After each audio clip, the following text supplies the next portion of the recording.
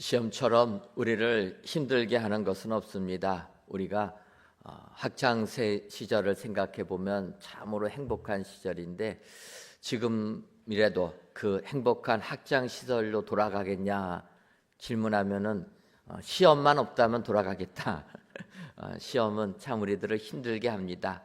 학창 시절을 돌이켜 생각해 보면 그렇게 감기도 걸리고 몸도 아픈데 시험 볼 때 아프면 얼마나 좋겠습니까? 그런데 시험 볼 때는 안 아프고 놀아야 될 때는 아프고 이게 우리들의 학창 시절이라는 겁니다. 하지만 왜 학교에서 이렇게 시험을 봅니까? 우리들을 괴롭히려고 고생하게 만들려고 시험 보는 게 아니라 훌륭한 인재를 양성하기 위하여서 실력을 키워주기 위해 우리가 시험이라는 것을 보게 되는 겁니다. 어찌 보면 이것은 영적인 생활도 마찬가지라 이렇게 볼 수가 있습니다. 구약성경 신명기 8장 2절을 보면 내 하나님 여호와께서 이 40년 동안 내게 광야길을 걷게 하신 것을 기억하라. 이는 너를 낮추시며 너를 시험하사 내 마음이 어떠한지 그 명령을 지키는지 지키지 않는지 알려 하심이라. 이렇게 말씀하고 있습니다. 하나님께서 이스라엘 백성들 애굽에서 400년의 종살이한 다음에 이제 해방을 시켜주십니다. 그리고 약속의 땅 가나안으로 인도해 주시는데 애굽에서 출애굽하여서 가나안 땅으로 바로 인도해 주신 것이 아니라 40년의 광야 생활을 하게 하셨다라는 겁니다. 그러면 왜 하나님께서 이렇게 광야의 고생길을 걷게 하셨는가? 그 이유를 너를 낮추시며 너를 시험하사 내 마음이 어떠한지 그 명령을 지키는지 지키지 않는지 알려 하심이라. 하나님께서 이스라엘 백성들 40년 동안 광야에서 모진 고생하게 만든 것은 그들을 테스트하여서 너의 마음이 어떠한지 하나님의 명령을 지키는지 안 지키는지 알아보려고 그렇게 광야의 고생길을 허락하셨다라는 겁니다. 하지만 하나님께서 이렇게 우리에게 시험하시는 이유는 결국은 신명기서 8장 16절을 보면 내 조상들도 알지 못하던 만나를 광야에서 내게 먹이셨나니 이는 다 너를 낮추시며 너를 시험하사 마침내 내게 복을 주려 하심이었느니라. 이렇게 말씀하고 있습니다. 하나님께서 이스라엘 백성들 광야에서 시험하신 까닭은 마침내 그들에게 복을 주려 하심이라는 겁니다. 여러분, 하나님의 시험은, 하나님의 테스트는 우리에게 복을 주시기 위함인 것이라는 겁니다. 마귀는 어떠합니까? 마귀들이 우리를 유혹할 때는 어떨 때는 그것은 우리 눈에 좋게 보일지라도 결국은 마귀의 시험은 우리를 죽음으로 이끈다라는 겁니다. 하지만 하나님의 시험은 마치 시편 119편 71절 고난 당한 것이 내게 유익이라 이로 말미암아 내가 주의 율례들을 배우게 되었나이다 라는 고백처럼 하나님의 시험은 받으면 받을수록 우리에게 복이 되는 것이기에 우리는 하나님의 테스트, 믿음의 테스트를 잘 통과하여서 신앙생활 승리하여 마침내 복을 받는 축복자들이 되어야 될 줄 믿습니다. 오늘 본문에 예수님도 동일하게 그의 제자들의 믿음을 키워주시기 위하여서 테스트하셨다라는 겁니다. 오늘 본문은 우리들이 잘 아는 오병이어의 사건이 나오는 내용입니다. 이때 예수께서 큰 무리가 자기에게 오는 것을 보시고 우리가 어디서 떡을 사서 이 사람들을 먹이겠느냐라는 질문을 제자들에게 하게 됩니다. 이때 요한복음 6장 6절을 보면 이렇게 말씀하심은 친히 어떻게 하실지를 아시고 빌립을 시험하고자 하심이라. 예수님께서는 이 5,000명 다 먹이겠다 미리 다 계획하시고 다 준비하신다라는 겁니다. 그런데 그 제자들의 믿음이 어떠한가? 그것을 알기 위하여서 시험하신다라는 겁니다. 바꿔 말하면 우리들에게 여러 가지 환난과 고난, 역경이 닥칠 수가 있다라는 겁니다. 생각지도 못한 건강에 문제가 생기고 예상하지 못한 사업에 어려움이 생길 수가 있습니다. 그런데 이러한 어려움, 문제가 생기는 것은 우리의 믿음을 우리 주님이 시험해 보시기 위하라는 겁니다. 결론은 복 주시기 위한 건데 그 복 주시기에 앞서서 우리의 믿음이 어떠한가 테스트하는 거라는 겁니다. 여러분, 오늘도 그래서 우리 예수님께서 오병이어의 큰 이적을 베푸시기 전에 제자들의 믿음을 테스트하신 것처럼 오늘도 내 삶에 주님의 테스트가 있다라면 최고의 성적으로 그 시험을 통과하셔서 주님이 주신 축복을 만끽하시는 저와 여러분들이 되시기를 주님의 이름으로 축원합니다. 그렇다면 예수님의 시험을 통과하기 위해서 우리는 어떠한 사람들이 되어야 됩니까? 먼저는 계산하지 말고 찾는 사람이 되어야 됩니다. 오늘 보면 요한복음 6장 7절을 보면 빌립이 대답하되 각 사람으로 조금씩 받게 할지라도 200데나리온의 떡이 부족하리이다. 이렇게 얘기합니다. 앞서 우리가 본 대로 예수님께서 제자들에게 질문하는 겁니다. 우리가 어디에서 빵을 사다가 이 사람들을 먹이겠느냐? 주님의 질문입니다. 어디서 빵을 사서 이 많은 무리들을 먹일 수가 있겠는가? 라는 질문입니다. 그런데 그 질문에 답변한 빌립은 각 사람으로 조금씩 받게 할지라도 200데나리온의 떡이 부족하리이다. 그렇게 얘기했다라는 거예요. 먼저 여기서 이 데나리온, 200데나리온이라는 것은 노동자들이 200일 동안 일한 그 일당을 말하는 겁니다.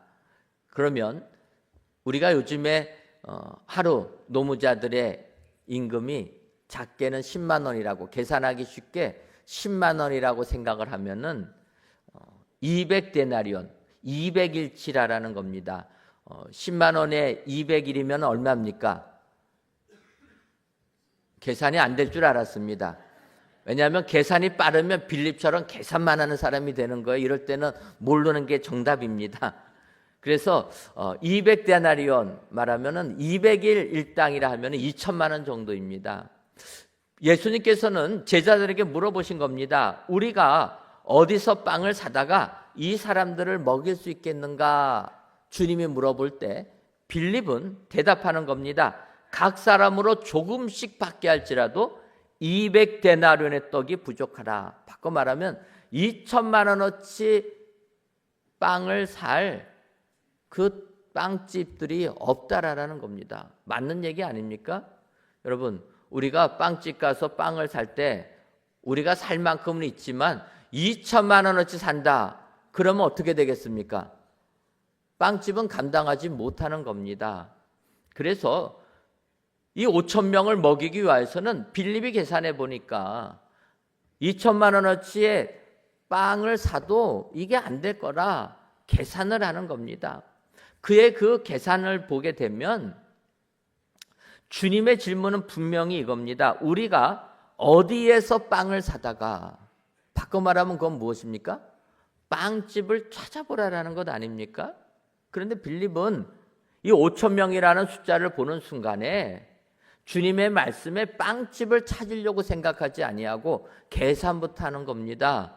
5천 명을 먹이려면 200데나리온어치의 빵을 사야 되는데 이렇게 큰 액수의 빵을 팔 빵집이 어디 있겠는가? 찾을 생각도 하지 아니하고 계산부터 먼저 한 다음에 안 된다라고 이야기했다라는 겁니다. 이 빌립의 이 계산에는 이런 내용도 있는 겁니다. 200데나리온의 떡 가지고도 부족한데 이렇게 많은 빵을 파는 빵집도 찾기 어려울 뿐더러 우리에게는 200데나리온이라는 큰 돈도 없습니다. 바꿔 말하면 주님은 우리가 어디에서 빵을 사다가 이 사람들을 먹일 것인가 질문할 때 돈도 없고 그렇게 빵을 파는 빵집도 없습니다. 계산하고 말았다라는 겁니다. 여러분, 이게 우리 주님이 빌립을 시험한 내용이라는 거예요. 우리들의 믿음도 이와 비슷하지 않습니까? 주님이 무엇을 말씀하시면 머릿속에서 계산만 하고 끝난다라는 거예요. 빵집을 찾을 생각은 하지도 않고 200데나리온의 떡으로도 부족하다. 계산만 한다라는 겁니다.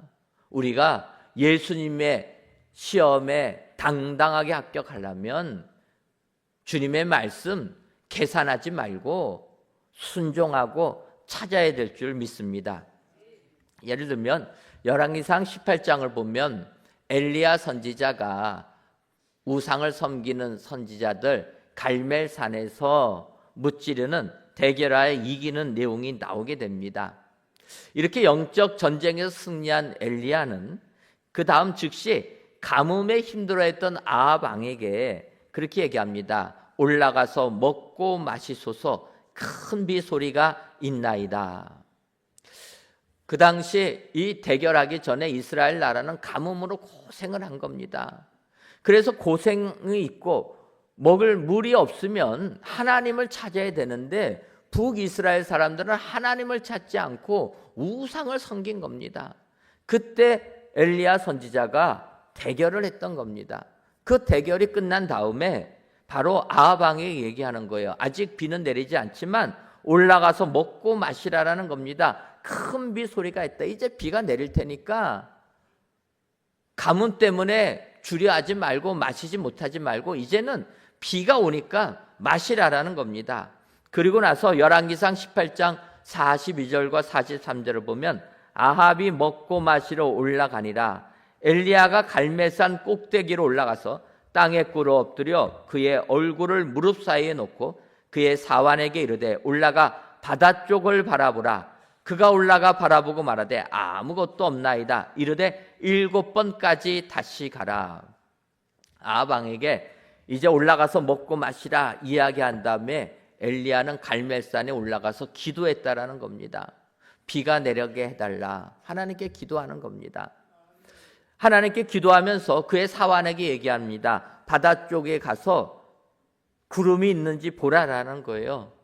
근데 사환이 갔다 와 보니까 구름이 없다라는 겁니다. 이때 엘리야가 얘기합니다. 7번까지 계속 가보라라는 거예요.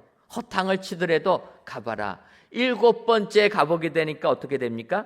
바다에서 사람의 손만한 작은 구름이 일어납니다. 7번째 엘리야가 기도하니까 7번째 가보니까 바다에서 손만한 작은 구름이 있는 것을 보게 되었다라는 겁니다.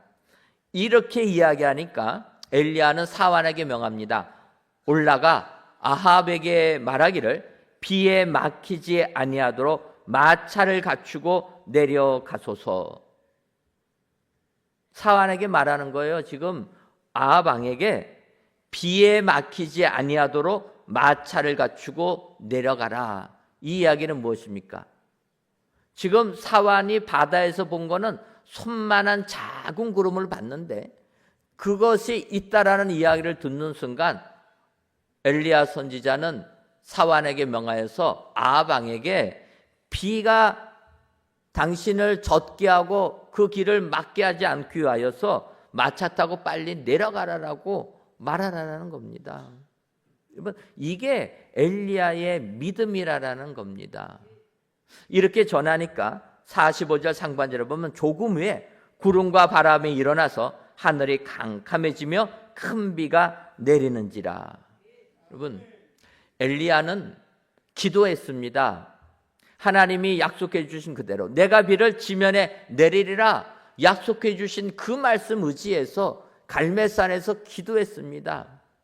7번까지 사환이 고고 가는데 7번째 비로소 손만한 작은 구름이 있다고 얘기합니다. 엘리야는 손만한 작은 구름이 있다라는 이야기를 듣고 아합 왕에게 말하는 겁니다. 비에 젖지 않도록 빨리 내려가라라는 거예요. 우리는 손만한 작은 구름이 있으면 이 작은 구름이 과연 큰 비를 이룰 수 있을까? 계산부터 한다라는 거예요. 계산하게 되면 답이 나옵니까? 안 나오는 겁니다. 엘리야는 계산하지 않습니다. 하나님께서 비를 지면에 내리게 주겠다 약속하셨으니까 그 약속 붙잡고 믿음을 가지고 당당하게 아합에게 비에 젖지 않도록 빨리 마차 타고 내려가라고 명하는 겁니다.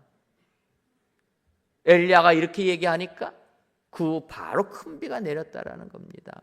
여러분, 하나님께서는 우리의 신앙을 확인해 보시기를 원한다는 겁니다. 빌립처럼 너희가 어디에서 빵을 사서 이들을 먹이겠느냐 이야기할 때 200데나리온으로도 부족하다, 계산만 하지 말라라는 겁니다. 너희 눈앞에 보이는 것 계산해 보면은 답이 안 나오는데 그거 가지고 절망하지 말라라는 겁니다. 계산하지 말고 그 빵을 어디서 살 것인지 빵집부터 찾으라라는 거예요. 빌립은 예수님의 말씀에 계산하다가 실패하고 만 겁니다. 주님은 물어보신 거예요. 어디서 빵을 살 것이냐라는 거예요. 그러면 빵집 찾아야 되는 것 아닙니까? 그런데 계산해보고 포기한다라는 겁니다. 오늘 예수님의 시험에 당당하게 합격하시기를 원하십니까? 그렇다면 계산하지 말고 주의 말씀에 순종하시고 찾아 나서는 여러분들 되시기를 바랍니다. 주의 약속의 말씀을 믿고 나아갈 때 하나님께서 크신 은혜 우리에게 주실 줄 믿습니다. 그리하여서 진정으로 예수님의 시험에 당당하게 합격하여 주님이 주시는 큰 복을 받아 누리시는 저와 여러분들 되시기를 주님의 이름으로 축원합니다. 다음으로 예수님의 시험에 합격하려면 현실의 장벽을 이기는 사람이 돼야 됩니다. 오늘 보면 요한복음 6장 9절을 보면 여기 한 아이가 있어 보리떡 5개와 물고기 2마리를 가지고 있나이다. 그러나 그것이 이 많은 사람에게 얼마나 되겠사옵나이까. 오늘 이 9절의 말씀은 예수님의 물음에 안드레가 대답하는 내용입니다. 안드레는 빌립과 달리 그래도 좀 빵을 찾지 않습니까? 그래서 안드레는 빵을 찾았습니다. 행동을 했습니다. 한 아이가 보리떡 5개와 물고기 2마리를 가지고 있다라는 것은 찾았습니다. 그런데 그 다음에 어떻게 됩니까? 그러나 그것이 이 많은 사람에게 얼마나 되겠사옵나이까. 이렇게 이야기했다라는 거예요. 예수님은 우리가 어디서 떡을 사서 이 사람을 먹이겠느냐 물어봤을 때 안드레는 찾아보니까 물고기 2마리, 보리떡 5개밖에 없는데 이거 가지고 어떻게 우리가 5,000명을 먹을 수 있겠습니까? 주님한테 이야기했다라는 겁니다. 사실 안드레가 바라본 그리고 안드레가 마주친 그 현실은 우리가 마주치는 현실이라는 겁니다. 물고기 2마리와 보리떡 5개, 한 사람이 먹기도 부족한 양이라는 거예요. 지금 안드레가 찾은 것은 그 부족한 양밖에 안 됩니다. 그 양을 가지고 5,000명을 어떻게 먹일 수가 있겠습니까? 우리는 믿음을 가지고 믿음 생활을 한다고 하면서도 현실이라는 고난의 장벽에 가로막히면 우리는 주저앉기가 쉽다라는 겁니다. 예수님이 곁에 계시면 모든 것이 가능한 것 아닙니까? 예수님이 우리와 함께만 하신다면 죽은 자가 살아나는 역사가 임하게 될 줄 믿습니다. 근데 우리는 예수님을 믿는다 하면서도 예수님을 3년 동안 따라다닌 제자들조차도 현실이란 장벽에 맞닥뜨려질 때 불가능하다 이렇게 바라보고 있다라는 겁니다. 우리는 예수님의 시험에 합격하려면 현실의 장벽을 넘어서는 현실의 장벽을 이기는 믿음의 사람들이 다 되어야 될 줄 믿습니다. 근데 우리는 현실에 어려운 일이 닥치게 되면 현실에 무릎 꿇고 마는 게 우리들의 모습이라는 겁니다. 너무나도 부끄럽고 부끄러운 이야기지만 국민일보 보니까 한 무속인의 삶을 살다가 예수님을 만나 회심한 한 여자 집사님의 간증문이 나와 있는 것을 보았습니다. 그분이 그렇게 얘기합니다. 내가 과거 자신이 무속인의 삶 26년간 무당의 삶을 살 때 전보로 온 사람들 중에 40%가 기독교인들이었다라는 겁니다. 여러분 인정하십니까? 전혀 인정하고 싶지 않은 내용인데 이분이 무당으로서 점치다가 예수님 믿고 나서 보니까 자기가 무당 생활할 때 전보로 찾아온 사람들의 40%가 기독교인이라는 겁니다.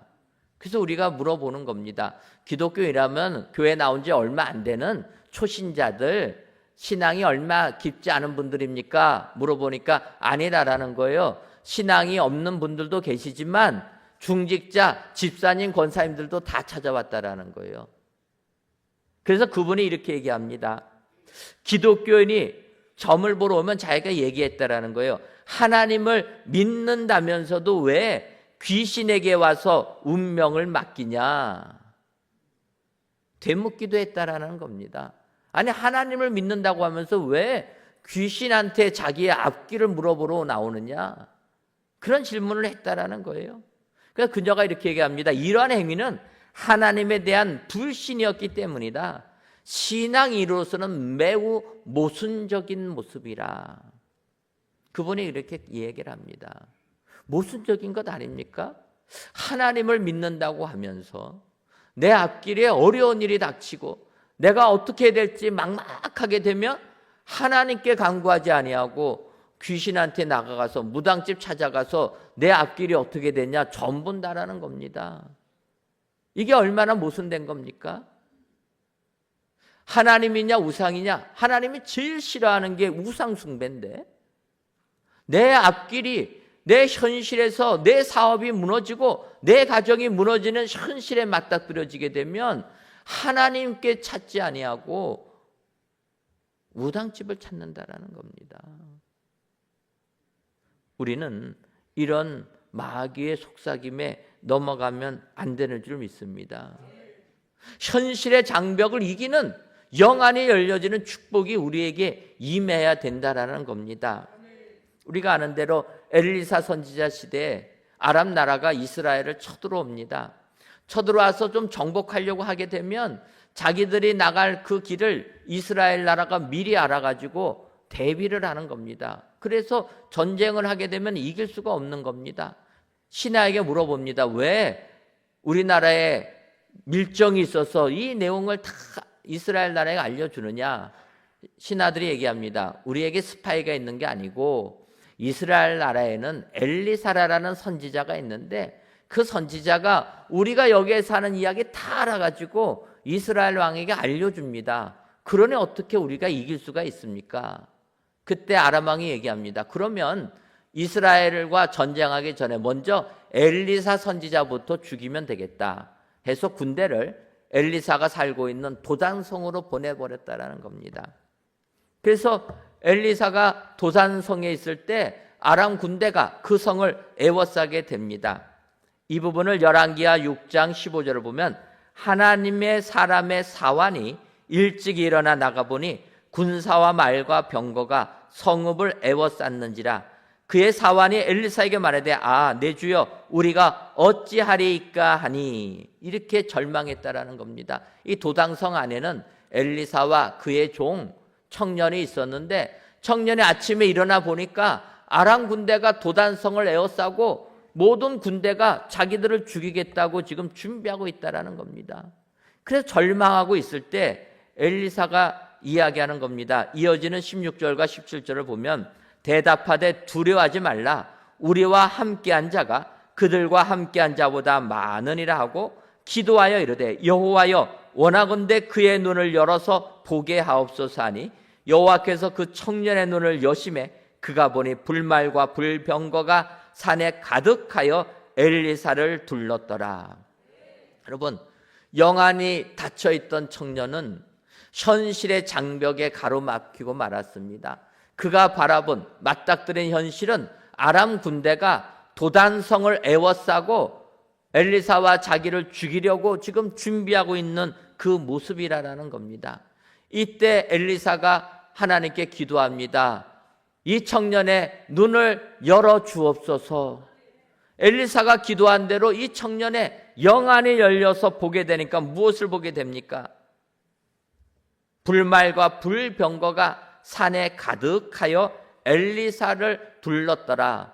불말과 불병거가 엘리사가 거하는 도당선 산에 가득하여서 그를 지켜주고 있었다라는 겁니다. 현실을 바라본 그 청년은 무너질 수밖에 없었지만 영 안에 열린 그 청년은 엘리야를 지키고 있는 불말과 불병거를 보게 되었다라는 겁니다. 여러분, 우리가 맞닥뜨리는 현실이 얼마나 힘들고 어렵습니까? 어제보다는 오늘보다는 내일이 더 나아질 거라 예상하지만 우리가 맞닥뜨리는 현실은 어제보다 오늘이 더 힘들고 어찌 보면 오늘보다 내일이 더 힘들 수 있는 절망만 바라보는 게 우리의 현실이 아닙니까? 이런 현실 속에서도 우리는 믿음의 눈을 열어서 하나님이 예비하신 축복을 바라봐야 될 줄 믿습니다. 오늘 예수님께서는 그의 제자들을 시험하기 위하여서 이 떡을 어디서 구할 것이냐 물어봤을 때 안드레 역시 현실의 장벽에 가로막혀서 보리떡 5개와 물고기 2마리로 무엇을 하겠습니까? 이야기했다라는 겁니다. 오늘 이 예배를 드리신 저와 여러분들, 아무리 현실이 우리들의 삶을 억누른다 할지라도 예수님의 시험을 기억하셔서 현실의 장벽을 넘어 믿음의 눈으로 세상을 이기시는 저와 여러분들이 되시기를 주님의 이름으로 축원합니다. 마지막으로 예수님의 시험을 이기는 사람은 원대로 주심을 아는 사람이 되어야 됩니다. 오늘 보면 요한복음 6장 11절을 보면 예수께서 떡을 가져 축사하신 후에 앉아있는 자들에게 나눠주시고 물고기도 그렇게 그들의 원대로 주시니라. 여러분, 예수님이 미리 우리를 시험하기 전에 예수님이 예정하시고 준비하신 것은 떡을 가지시고 5,000명에게 다 먹게 하고 그들이 원하는 대로 다 주시려고 주님은 계획 세우셨다라는 겁니다. 그러니까 우리는 주님이 우리에게 복 주시기를 원하는 분이라 그것을 알게 된다라면 우리는 어떠한 환난 속에서도 그 환난을 이기는 믿음의 축복자들이 다 되게 될 줄 믿습니다. 오늘 말씀은 얘기합니다. 우리 주님은 원하는 대로 주시는 분이시라. 여러분, 우리 예수님은 우리가 간구하는 대로, 우리가 원하는 대로, 소원하는 대로 다 베풀어 주시는 분인 줄 믿습니다. 그래서 사도 바울은 디모데후서 6장 17절과 18절에서 내가 이 세대에서 부한 자들을 명하여 마음을 높이지 말고 정함이 없는 재물에 소망을 두지 말고 오직 우리에게 모든 것을 후히 주사 누리게 하시는 하나님께 두며 선을 행하고 선한 사업을 많이 하고 나누어 주기를 좋아하며 너그러운 자가 되게 하라. 이렇게 권면합니다.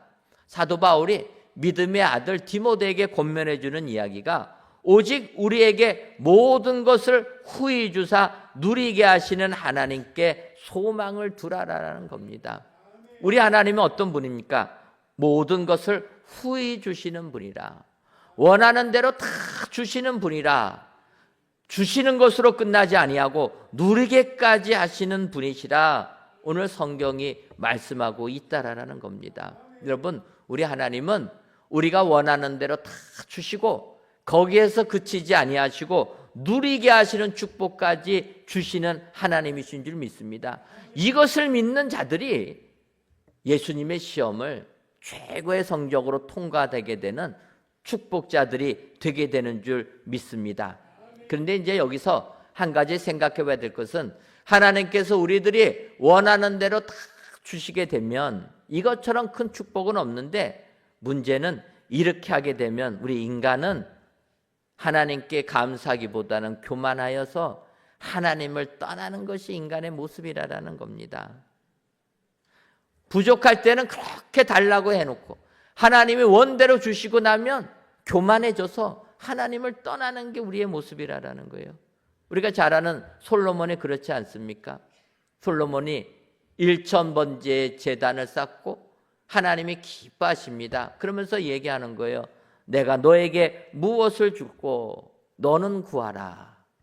하나님이 솔로몬에게 말씀한 겁니다. 그러니까 솔로몬은 하나님이 구하라 명하시니까 그러면 하나님, 제가 어린 나이에 이스라엘 나라의 왕이 되었는데 이 백성들을 잘 다스릴 수 있는 지혜를 주옵소서. 이렇게 솔로몬이 하나님께 구합니다. 그러니까 하나님께서는 솔로몬의 구하는 것에 너무나 마음이 흡족하셔서, 야, 다른 사람들 같으면은 돈 달라, 권력 달라, 뭐 이런 거 얘기하는데 너는 그런 거 원하지 않고 내 백성을 잘 다스릴 수 있는 지혜를 달라, 지혜를 구하였으니 내가 너에게 지혜뿐만 아니라 너가 구하지 아니한 부귀 영화 장수의 복을 너에게 주겠다. 하나님이 말씀해 주셨습니다. 그리고 그 말씀대로 솔로몬은 지혜의 대명사가 되었고, 그가 나라를 통치하게 되니까 모든 전쟁이 그치고 태평시대를 맞이합니다. 모든 부가 나라의 축척이 되게 됩니다. 그렇게 나라가 평안하고 안원하게 이 땅을 살다 보니까 솔로몬이 어떻게 됩니까? 우리가 아는 대로 하나님을 떠나버렸다라는 거예요. 어려울 때는 하나님께 매달리다가 하나님께서 원대로 주시고 나니까 어느 순간 하나님 모른다고 떠나버리고 말았다라는 거예요. 근데 이것은 여러분 솔로몬뿐만 아니라 보통 우리 사람들의 모습이라는 거예요. 우리는 아닐 것 같아도 여러분 한번 돼보십시오. 바뀐다라는 거예요. 힘들고 어려울 때는 그렇게 간절하게 성전에 나와서 기도하다가 하나님께도 축복 주시니까 어떡합니까? 조금 문제 생기면은요, 예배도 잘 안 드립니다. 바뀌는 거예요. 우리의 마음이 그렇다라는 겁니다. 그래서 예수님께서는 요한복음 15장 7절에 이렇게 말씀하십니다. 너희가 내 안에 거하고 내 말이 너희 안에 거하면 무엇이든지 원하는 대로 구하라. 그리하면 이루리라. 여러분, 예수님께서 하시는 말씀입니다. 무엇이든지 원하는 대로 구하라. 그리하면 이루리라. 우리 하나님은 우리가 원하는 대로 다 주시는 분이라는 겁니다. 그래서 요한복음 15장에서도 무엇이든지 원하는 대로 구하라라는 거예요. 그러면 이루어 주신다라는 겁니다. 그런데 이렇게 원하는 대로 구하는데 조건이 있다라는 거예요. 그 조건이 뭐냐? 너희가 내 안에 거하고 내 말이 너희 안에 거하면 이라는 조건이라는 거예요. 왜냐하면 이 조건 없이 원하는 대로 다 주니까 하나님 떠난다라는 겁니다. 그래서 예수님께서 조건을 주시는 거예요. 너희가 원하는 대로 다 받기를 원하느냐? 그렇다면 너희가 내 안에 거하고 내 말이 너희 안에 거해야 된다. 우리가 주님과 동행해야 된다라는 겁니다. 주의 말씀과 함께 해야 된다라는 거예요. 주의 말씀과 함께 한다라면 원하는 대로 다 이루어 주신다. 여러분, 우리 주님은 우리가 원하는 대로 다 주시는 분인 줄 믿습니다. 이것을 믿어야 된다라는 거예요. 원하는 대로 다 주시는 분이다. 내 삶이 힘들고 어려운 분들 안 계십니까? 오늘 예수님께서 제자들을 시험하시는 것을 보시면서 내 삶이 힘들고 고난 한가운데 있는 것도 주님의 시험이다 생각하시고, 우리 주님은 내가 원하는 대로 다 주시는 분이다 확신하셔서 주의 안에 거하시기를 바랍니다. 그래야 이 시험을 좋은 성적으로 통과하여 하나님이 작정하신 축복을 받아 누리시는 은혜의 모든 성도님들이 되시기를 주님의 이름으로 축원합니다. 기도하겠습니다.